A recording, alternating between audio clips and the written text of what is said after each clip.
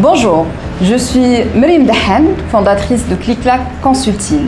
Vous avez été nombreux à me demander des séances de coaching. Alors aujourd'hui, et spécialement pour vous, j'accueille la spécialiste du développement personnel, Madame Jihen Bouzienne, qui vous délivrera les secrets de la gestion de stress.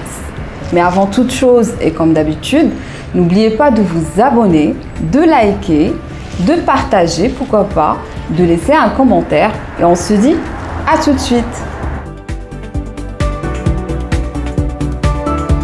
Bonjour et bienvenue à vous dans cette vidéo réalisée exclusivement pour Click-Clack Consulting.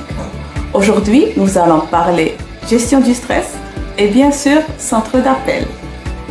Comme vous savez, tous les métiers du monde riment avec le stress. La vie en elle-même rime avec du stress. On ne peut pas vivre sans être stressé. C'est la vie, c'est nos projets, c'est nos objectifs. Alors automatiquement, le stress va de pair. La différence, c'est qu'il y a un stress qui est positif et un autre qui est négatif. Quelle est la différence? Le stress positif vous booste, vous motive, vous donne envie de mieux faire, de partir vers l'avant. Si vous avez ce genre de stress, alors gardez-le, il est très très bon. Alors, par contre, si le stress commence à apparaître d'une manière négative sur votre corps et votre psychique, si vous sentez des malaises corporels et aussi psychologiques suite à la charge du travail, suite au travail que vous devez faire, là, vous êtes face à un stress qui est vraiment négatif. Et dans ce cas, on doit se mettre à lire, à étudier, à savoir pourquoi il est là et à comment je peux le gérer.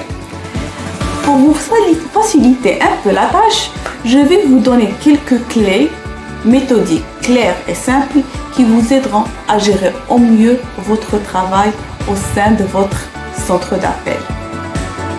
La clé numéro 1, la plus importante qui prend plus de place possible, c'est la clé de l'organisation. Une personne organisée est une personne qui a moins de stress dans sa vie. L'organisation rime avec habitude. Je dois avoir des conventions, des habitudes dans ma vie. Un exemple très clair. Si par exemple j'ai ma clé dans la poche droite et par convention mon portable dans ma poche gauche, je ne vais pas stresser à chaque moment en cherchant où est ma clé, où est mon portable. Si par exemple j'ai classé mes fichiers par ordre alphabétique ou par tout ordre qui me semble logique, quand je cherche un fichier, je ne vais pas stresser à chercher le fichier. Je vais économiser mon temps et mon stress et vivre ma journée plus paisiblement, plus agréablement. Les conventions, les habitudes, c'est la clé numéro 1 de la gestion de stress.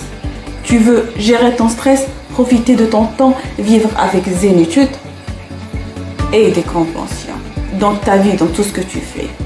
La deuxième clé, c'est les priorités. Je dois avoir des priorités. Qu'est-ce qui est prioritaire? Qu'est-ce que je dois faire au premier? Dans ma tête, je vais classer les tâches que j'ai. Qu'est-ce qui est vraiment urgent et important que je dois faire tout de suite et qu'est-ce qui peut attendre?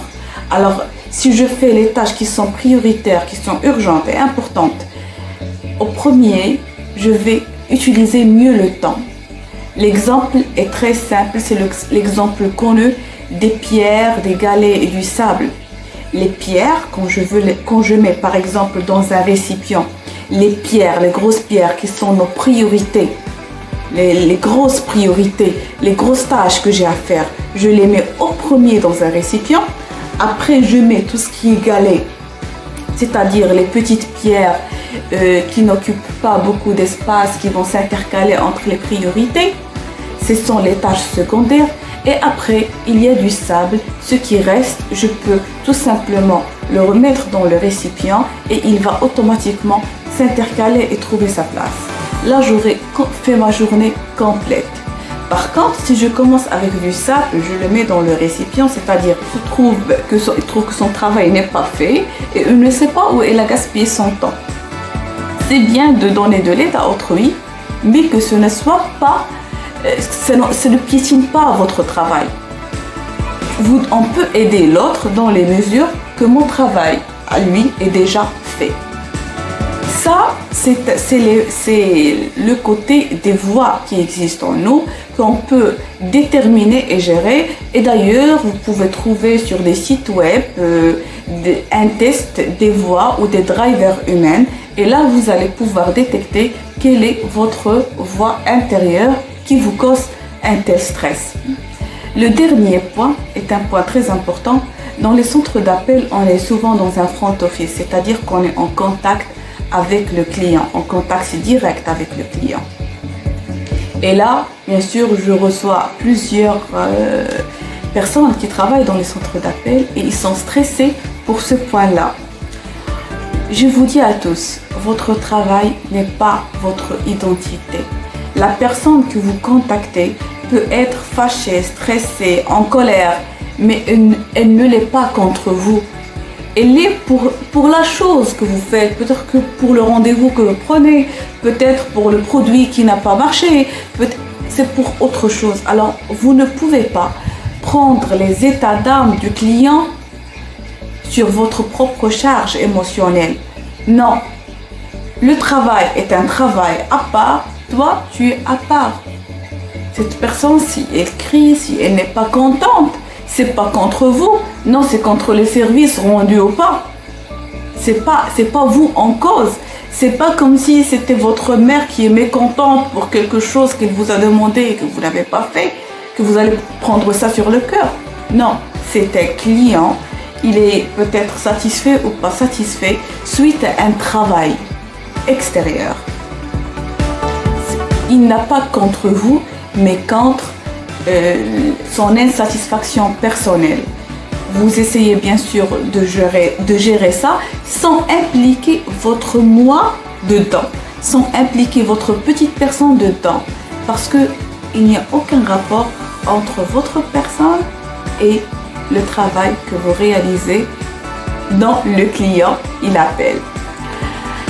Alors, je vous souhaite une excellente fin de journée, restez zen et continuez à suivre Click-Clack Consulting.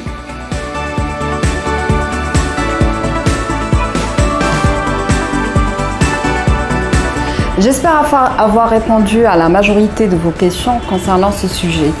Et n'oubliez pas qu'un employé qui est stressé est moins performant, ce qui impacte la production d'un centre d'appel. Alors je reste à votre entière disposition pour une nouvelle requête. D'ici là, portez-vous bien et restez zen. Et on se dit à la prochaine capsule signée Click-Clack Consulting. Ciao ciao.